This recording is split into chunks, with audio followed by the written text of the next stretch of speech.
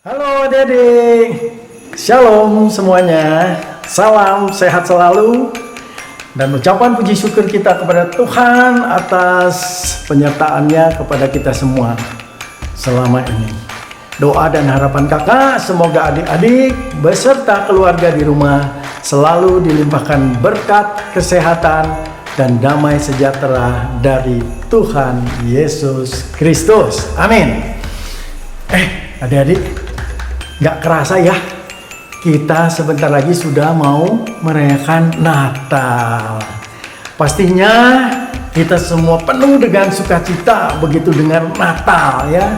Meskipun Natal kali ini pun kita harus merayakannya masih secara online.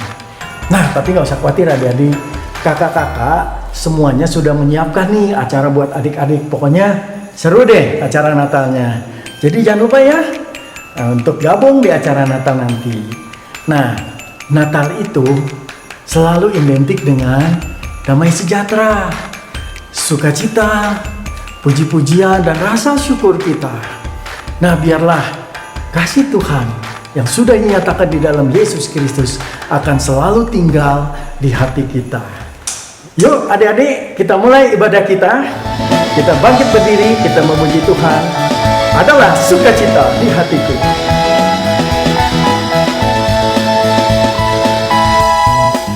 Adalah sukacita di hatiku, di hatiku, di hatiku. Adalah sukacita di hatiku, diberikan Tuhanku. Aku bersyukur, bersukacita, kasih Tuhan tinggal di dalamku. Aku bersyukur, bersukacita, kasih Tuhan tinggal di dalamku. Adalah sukacita di hatiku, di hatiku, di hatiku. Adalah sukacita di hatiku, diberikan Tuhanku. Aku bersyukur, bersukacita, kasih Tuhan tinggal di dalamku. Aku bersyukur, bersukacita, kasih Tuhan tinggal di dalamku. Kasih Tuhan tinggal di dalamku. Ada kasih Yesus di hatiku.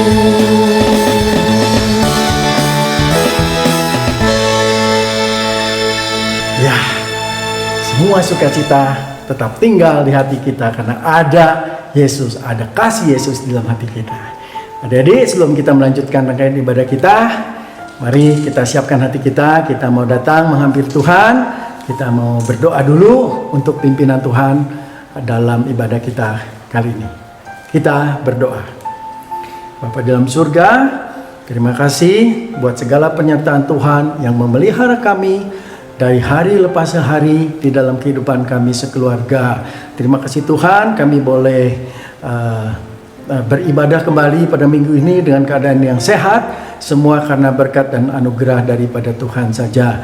Tuhan, kami juga bersyukur, bersukacita kalau kami juga sampai saat ini, tahun ini kami boleh juga merayakan lagi Natal, mengingat kembali kedatangan Tuhan, kasih Tuhan, damai yang Tuhan bawa melalui Yesus Kristus. Terima kasih Tuhan, kami sungguh bersyukur. Kami mohon dan berdoa kiranya Tuhan pimpin ibadah kami pada saat ini dari awal perengan hingga akhirnya. Biarlah kami boleh beribadah dengan penuh sukacita, dengan penuh rasa syukur kepada Tuhan. Di dalam nama Tuhan Yesus kami berdoa. Amin. Nah, adik-adik silakan duduk. Tema kita pada ibadah kali ini adalah berharap hanya pada Tuhan, ya. Yang nanti perikopnya diambil dari Yesaya 7 ayat 1 sampai 17. Nanti ada kakak yang akan menjelaskan tentang ayat firman ini. Sebagai ayat super kita hari ini, sekaligus untuk ayat hafalannya diambil dari Mazmur 118 ayat 8 yang berbunyi, lebih baik berlindung pada Tuhan daripada percaya kepada manusia. Nah, berlindung pada Tuhan adalah langkah yang paling tepat. Udah pasti nggak salah adik-adik. Karena kalau manusia kita mengandalkan, bisa saja manusia itu meninggalkan kita kalau pada kondisi tertentu. Kalau lagi kepepet, belum tentu dia mau belain kita. Belum tentu dia mau terus berpihak kepada kita. Manusia itu kenapa demikian? Karena punya juga banyak keterbatasan. Manusia punya banyak kelemahan. Manusia juga kadang tidak bisa kita percaya sepenuhnya. Berbeda dengan Tuhan kita yang diumpamakan sebagai gembala, di mana gembala itu selalu peduli, selalu melindungi, bahkan berkorban bagi domba-dombanya. Tuhan Yesus yang adalah gembala yang baik dan kita adalah domba-dombanya. Dia menuntun kita ke air yang tenang untuk menyegarkan jiwa kita, sama seperti dia menuntun domba. Dia menjaga kita daripada mara bahaya. Demikian juga seperti seorang gembala, dia akan mencari domba-dombanya yang tersesat atau yang ada di dalam bahaya untuk ditolong. Karena itu, percayalah dan hanya berharap kepadanya saja. Karena hanya Tuhanlah yang sanggup menolong kita dalam segala perkara. Kita naikkan pujian, Tuhan adalah gembalaku.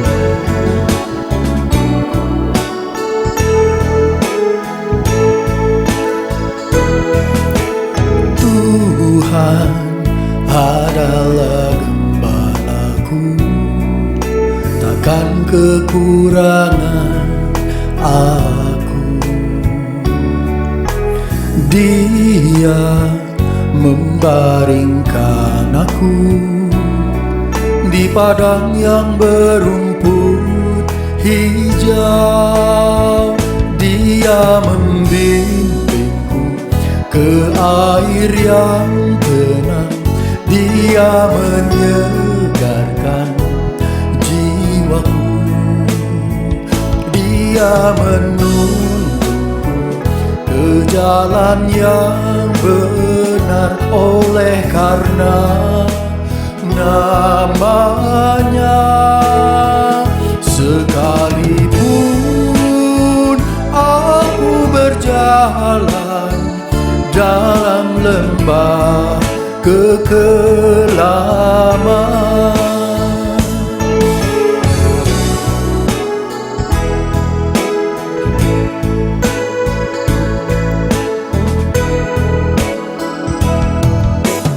aku tidak takut bahaya, sebab Engkau besertaku.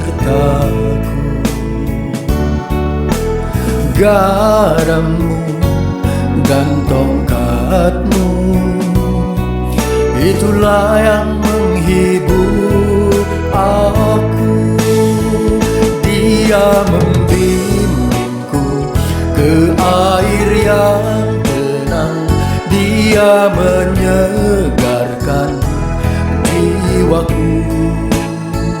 Dia menuntunku ke jalan yang benar, oleh karena namanya. Sekalipun aku berjalan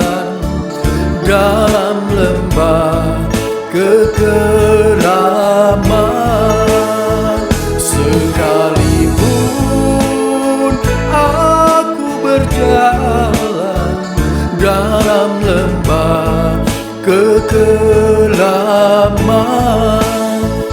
dan aku pun akan diam dalam rumah Tuhan sepanjang masa.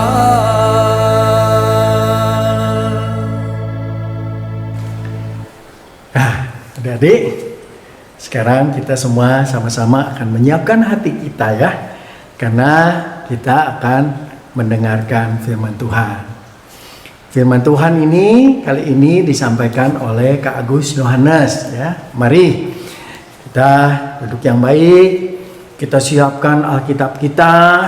Kita mau menyambut firman Tuhan dengan sikap yang baik dan penuh rasa hormat kepada Tuhan. Kan sudah sepantasnya kita demikian ya, adik-adik ya. Yuk kita persiapkan hati kita ya. Sambil kita menaikkan satu pujian lagi adik-adik ya. Pujiannya Hatiku Percaya. Kenapa? Karena ya apapun yang kita harapkan daripada Tuhan, kita hanya perlu percaya. Sekalipun kita tidak melihat, sekalipun kita tidak mengerti apa itu rencana Tuhan ya, tapi hati kita harus tetap percaya.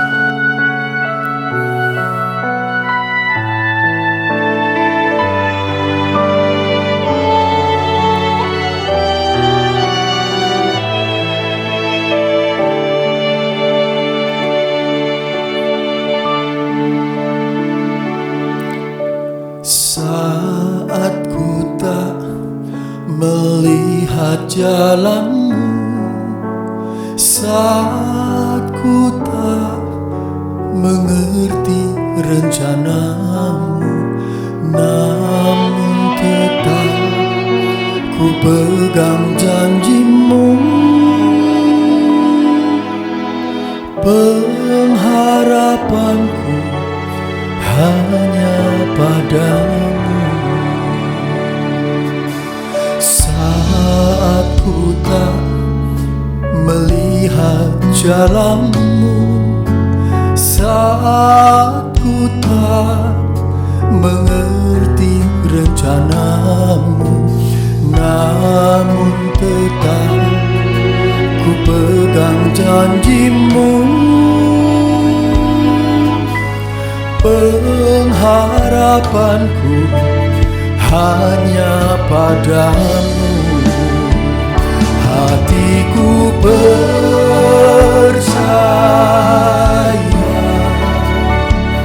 hatiku percaya, hatiku percaya, selalu ku percaya.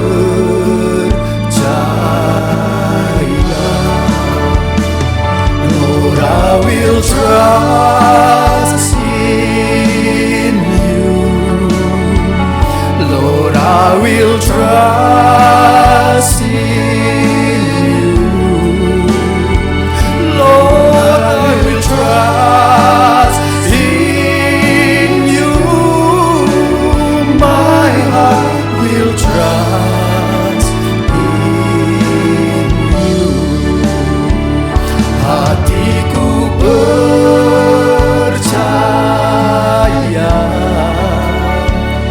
hatiku percaya,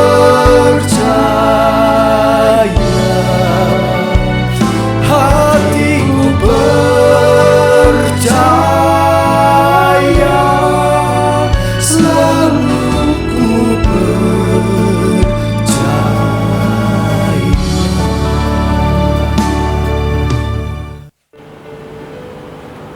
Halo adik, senang jumpa lagi hari ini dengan Kak Agus. Kakak hari ini akan membawa adik untuk mendengarkan firman Tuhan. Ya, firman Tuhan hari ini diambil dari kitab Nabi Yesaya. Ya, Yesaya 7 ayat 1 sampai 17. Temanya berharap hanya kepada Tuhan. Sebelum mendengarkan firman Tuhan, kita mau berdoa dulu. Yuk kita satu dalam doa. Tuhan Yesus, Tuhan Allah yang makasih, kami ucap syukur dan berterima kasih untuk hari ini. kami boleh bersama-sama datang kembali untuk memuji dan memuliakan Engkau, dan kami juga hendak mendengarkan firman-Mu.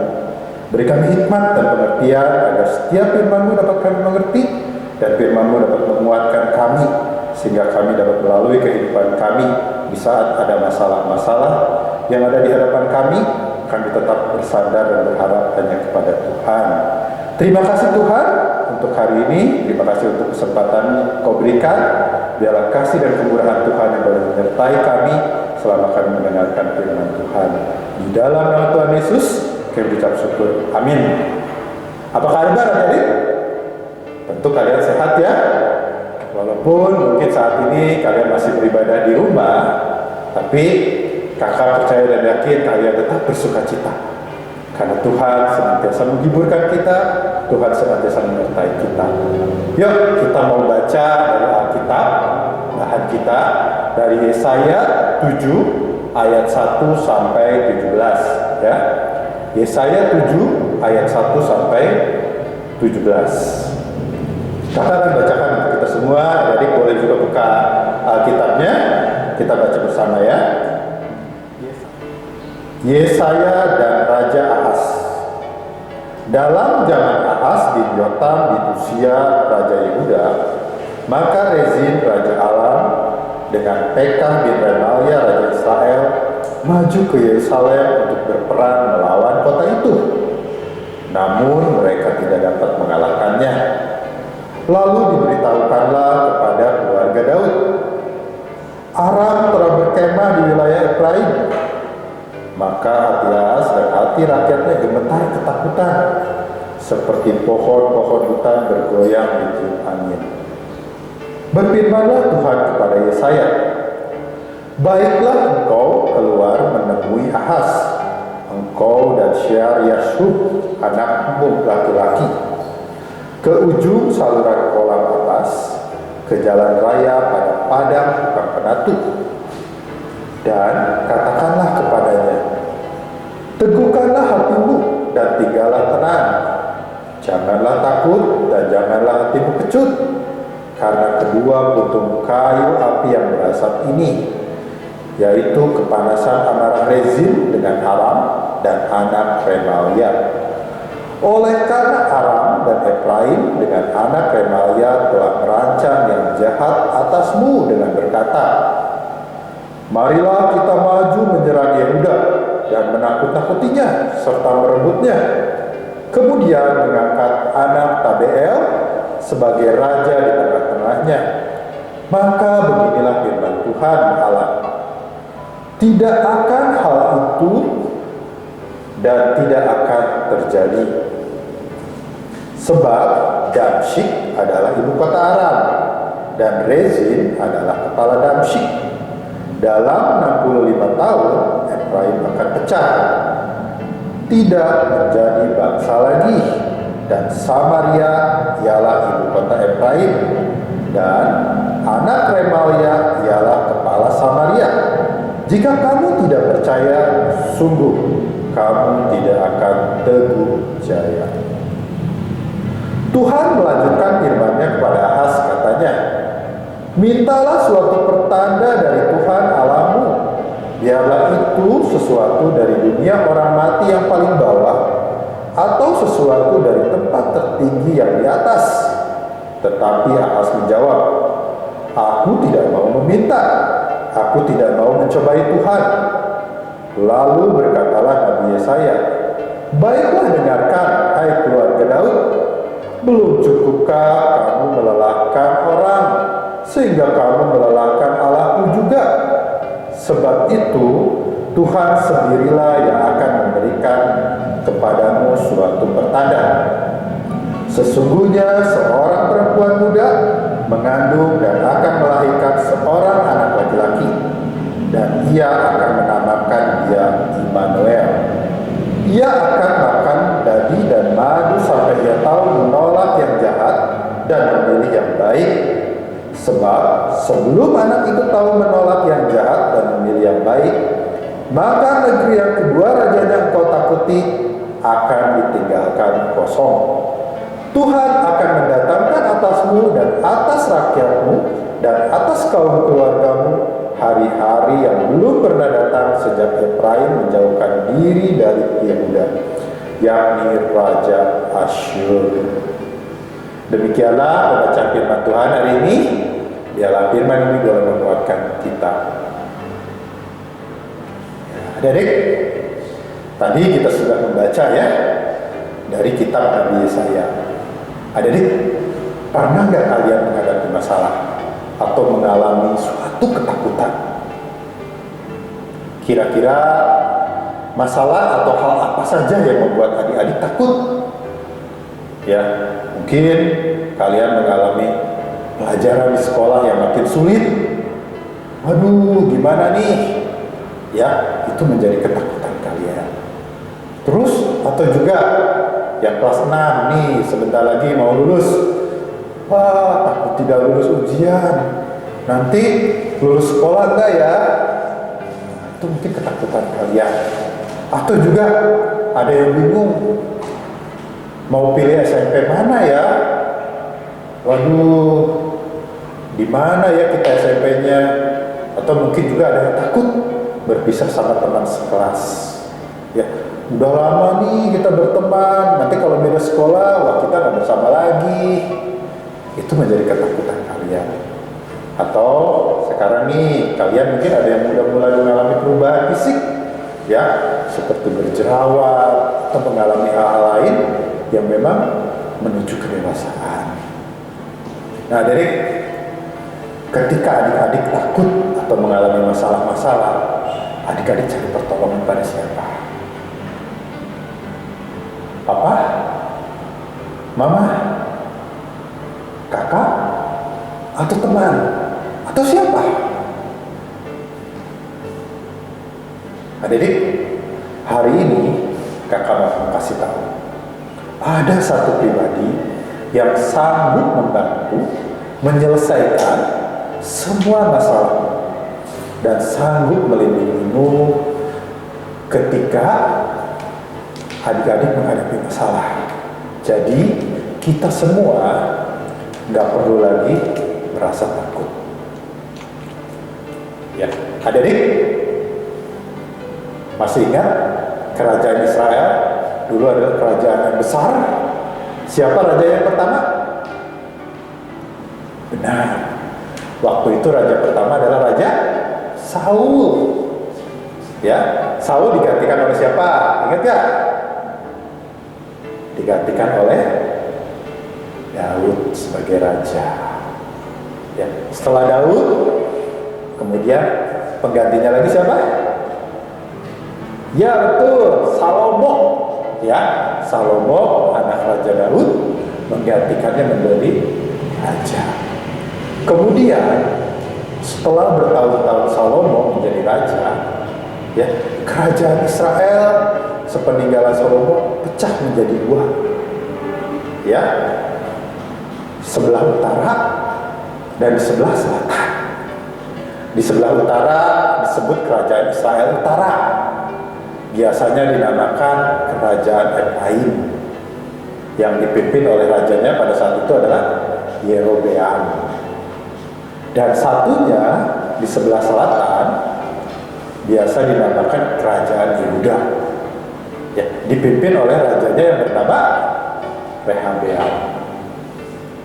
Ya, adik-adik, kerajaan utara dan kerajaan Yehuda ini bertahun-tahun mengalami pergantian raja. Dan kadang mereka juga saling berperang. Ya, kerajaan Israel Utara dan kerajaan Yehuda ini saling berperang. Raja-raja itu ada yang takut akan Tuhan, tapi ada juga yang tidak takut akan Tuhan atau tidak taat kepada Tuhan. Bahkan membawa bangsa Israel menyembah bukan kepada Tuhan, tapi kepada dewa Baal. Nah, salah satu raja itu atau sekitar tahun 721 sebelum Masehi, ya, 721 sebelum Masehi atau kurang lebih 2700 tahun dari saat kita sekarang ini, ya. Kerajaan Yehuda waktu itu dipimpin oleh rajanya yang bernama Ahaz. Dia menggantikan ayahnya yang bernama Yotam, raja sebelumnya. Ahaz ini memerintah kerajaan Yehuda, ibu kotanya di Yerusalem. Ya, dan satu hal, Ahaz ini tidak melakukan apa yang benar di hadapan Tuhan. Ia tidak taat kepada Tuhan. Bahkan ia membuat patung-patung tuangan untuk para dewa Baal. Adik-adik, tidak hanya itu, Ahaz juga dia membakar korban bakaran kepada Baal. Bahkan yang paling kecil, ia juga membakar anak-anaknya sebagai korban dalam api. Ini yang merupakan perbuatan yang sangat keji di hadapan Tuhan. Sebab itu, Tuhan Allah menyerahkannya ke dalam tangan raja orang Aram.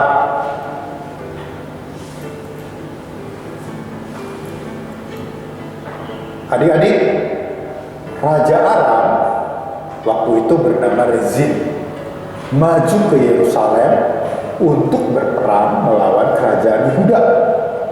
Ya, bahkan ia bekerja sama dengan kerajaan Israel yang saat itu dipimpin oleh rajanya yang bernama Pekah bin Remalia.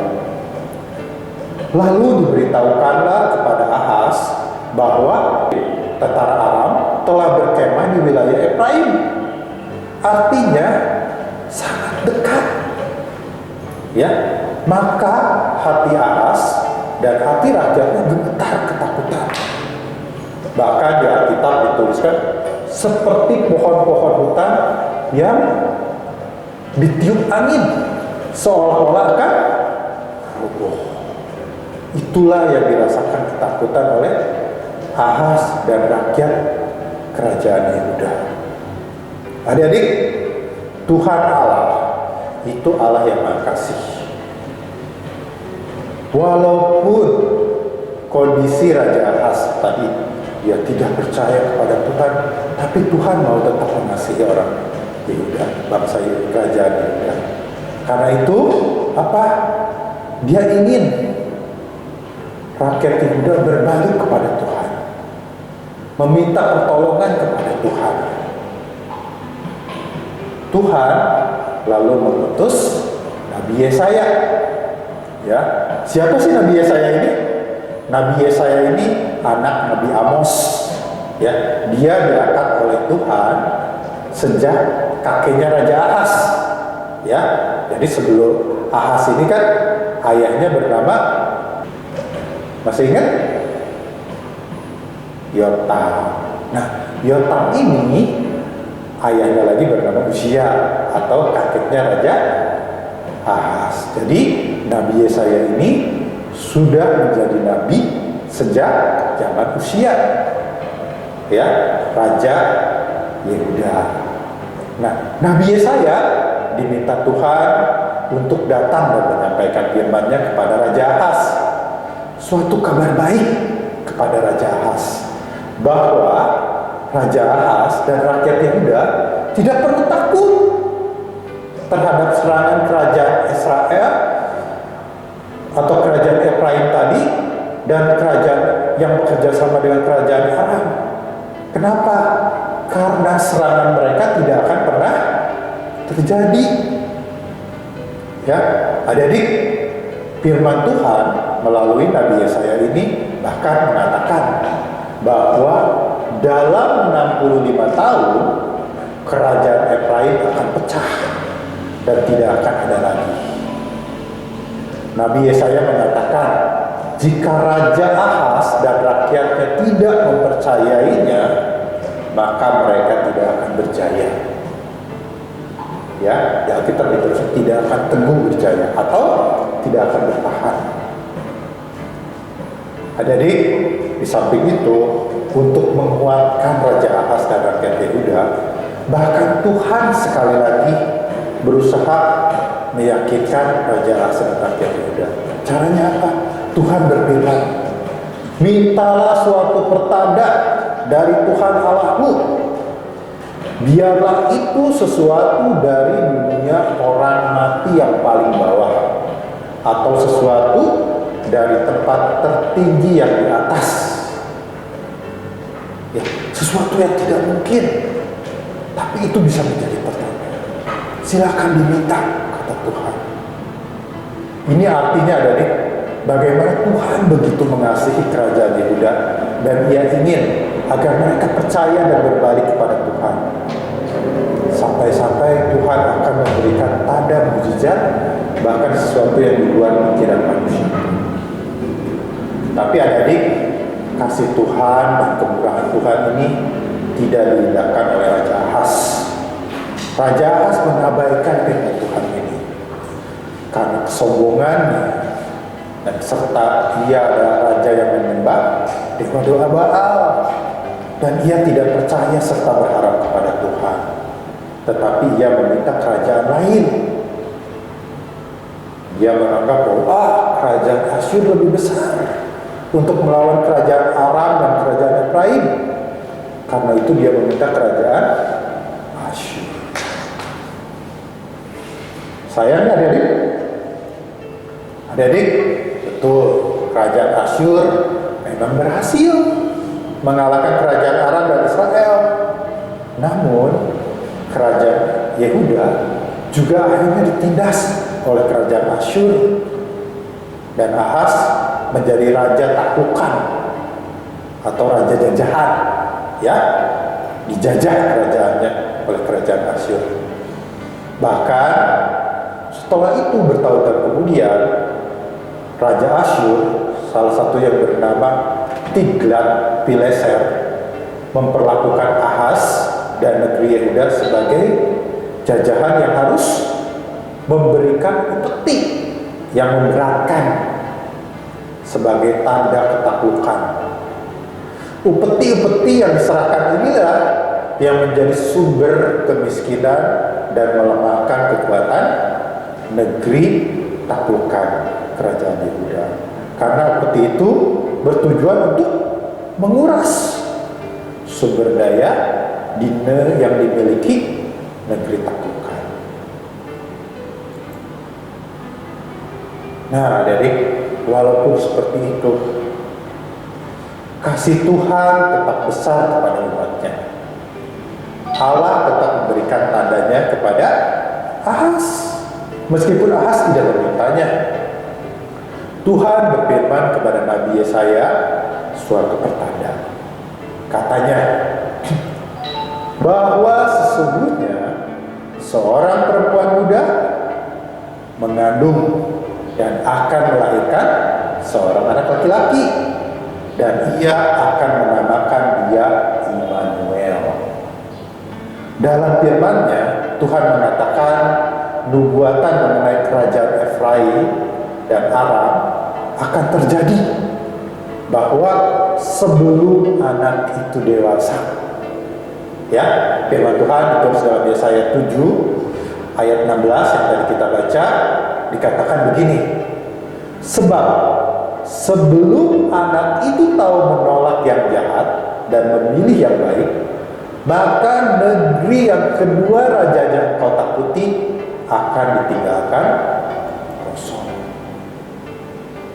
Ya, itulah perbuatan Tuhan. Tuhan menyatakan bahwa apa yang difirmankannya akan digenapi.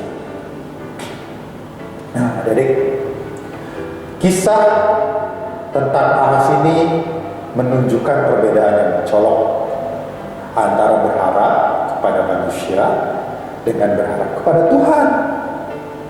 Ketika kita berharap kepada manusia, kita akan mengalami kekecewaan karena manusia memiliki kekuatan yang terbatas dan bahkan kadang memiliki keinginan atau niat yang tersembunyi, seperti Raja Asyur tadi, yang bahkan mungkin ujungnya merugikan kita.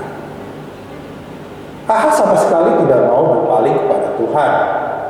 Dia pun tidak mau berdoa kepada Tuhan ketika dalam masalah. Bahkan Tuhan yang sudah memberikan pertolongannya kepada Ahaz ditolak oleh Ahaz.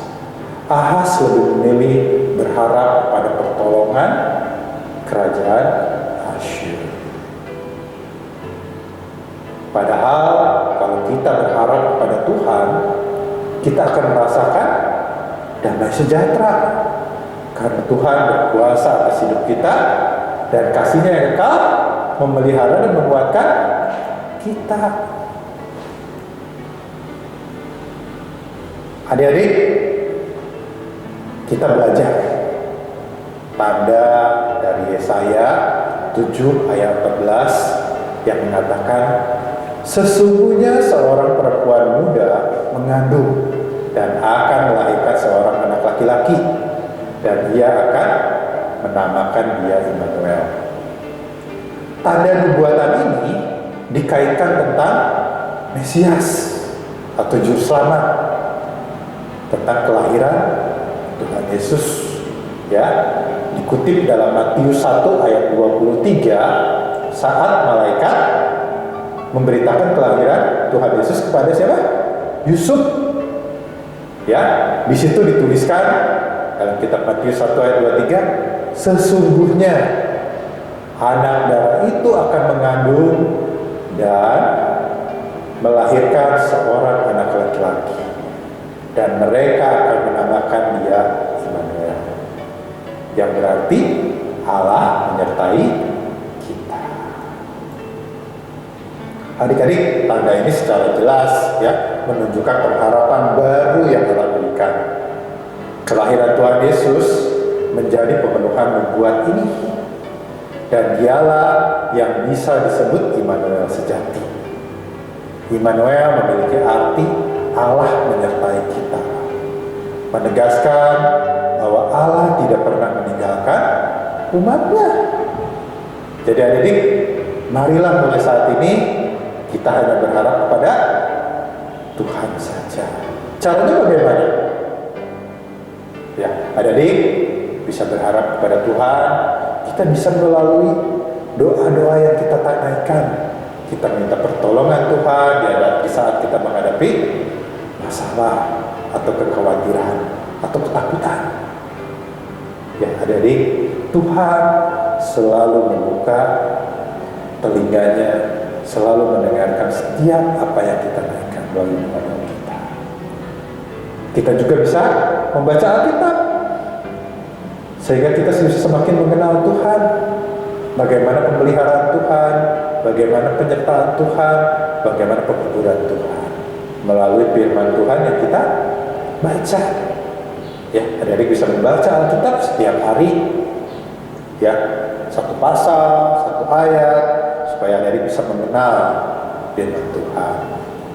Ya, dan juga adik-adik bisa menaikkan melalui apa? Puji-pujian, memuji Tuhan. Seperti tadi kita di sekolah minggu, kita memuji Tuhan, memuliakan Tuhan.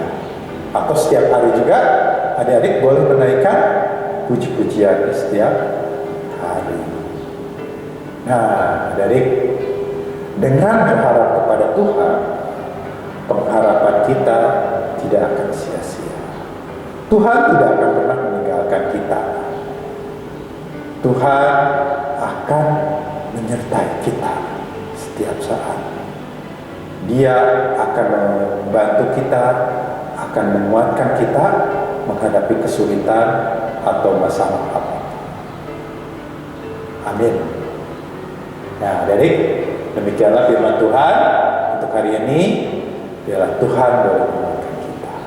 Sampai jumpa lagi minggu depan.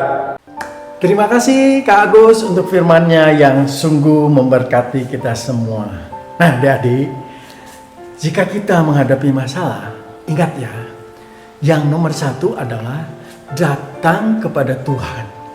Kita bertelut dan berdoa kepada Tuhan untuk memohon pertolongannya. Niscaya usaha kita akan dipimpin dan diberkati oleh Tuhan. Jadi kalau kita berharap jangan kepada yang lain, tapi hanya kepada Tuhan saja. Tuhan tidak jauh kok. Dia dekat sekali dengan kita. Dia hanya sejauh doa-doa kita. Dan hanya Tuhan sajalah satu-satunya harapan kita. Karena Tuhan mempunyai rencana yang indah untuk kita semua. Bagi kita yang berharap kepadanya. Nah, menyambut firman Tuhan yang baru kita dengar tadi, mari kita naikkan satu pujian. Kau satu-satunya harapan.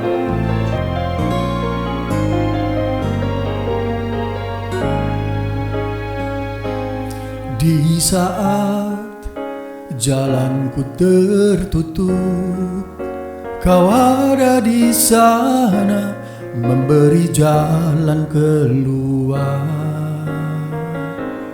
Pahitnya sebuah kenyataan, Kau ada di sana memberiku kekuatan.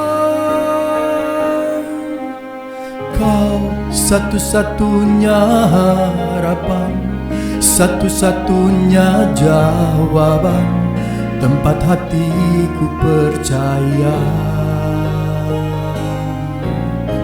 Kau satu-satunya harapan, satu-satunya jawaban, kepadamu Tuhan hatiku percaya.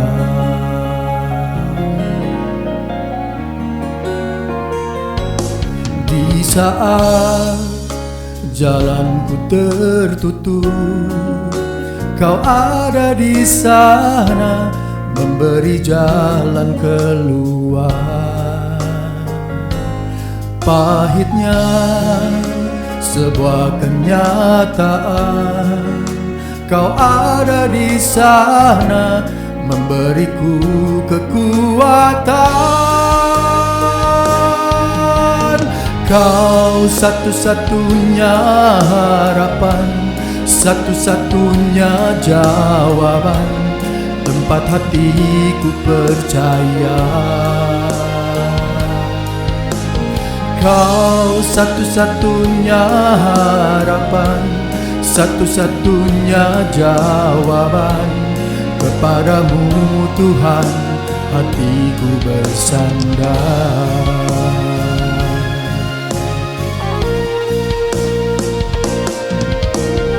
Kau satu-satunya harapan, satu-satunya jawaban, tempat hatiku percaya. Kau satu-satunya harapan, satu-satunya jawaban, kepadamu Tuhan hatiku bersandar. Kepadamu Tuhan hatiku percaya.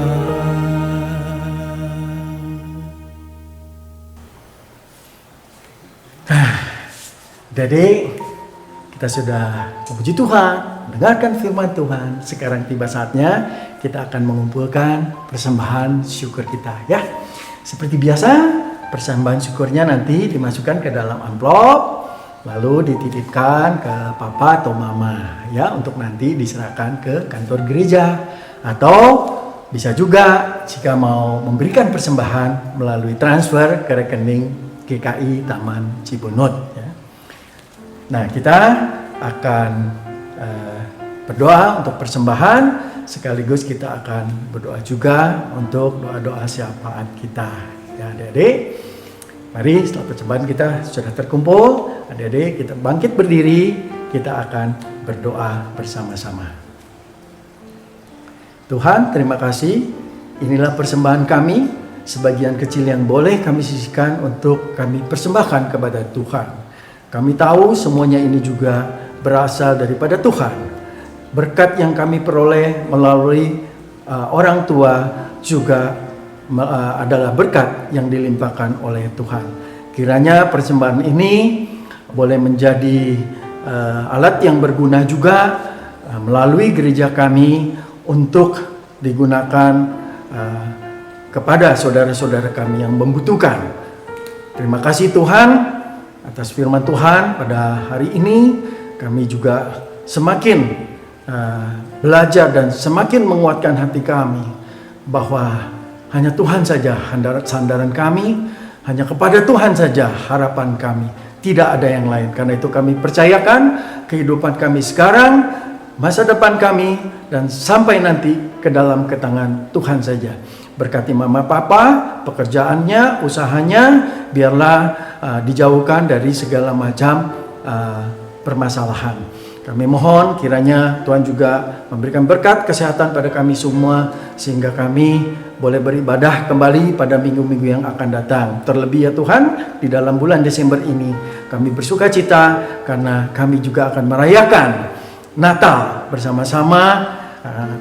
Teman-teman sekalipun secara online, kami juga merayakan Natal bersama-sama di rumah. Kiranya damai sejahtera Natal selalu menyertai kami semua. Kiranya kasih karunia Tuhan Yesus Kristus dan kasih Allah serta persekutuan Roh Kudus menyertai kami semuanya. Amin.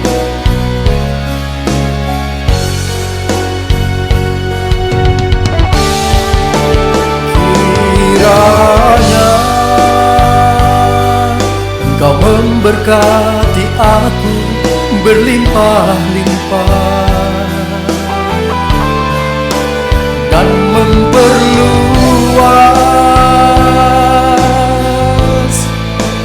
daerahku,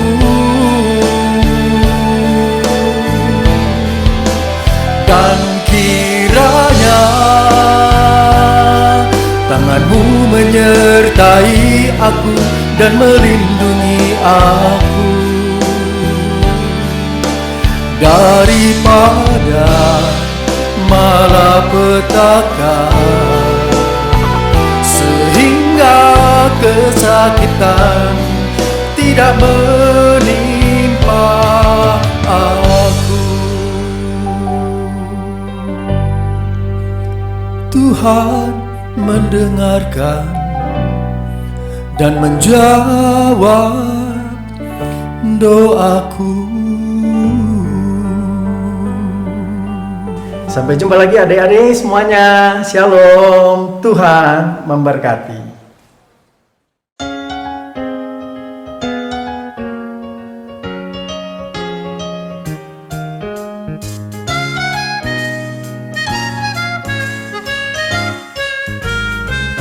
Hari bahagia, hari jadiku, bagai yang dulu setahun yang lalu. Detik-detik telah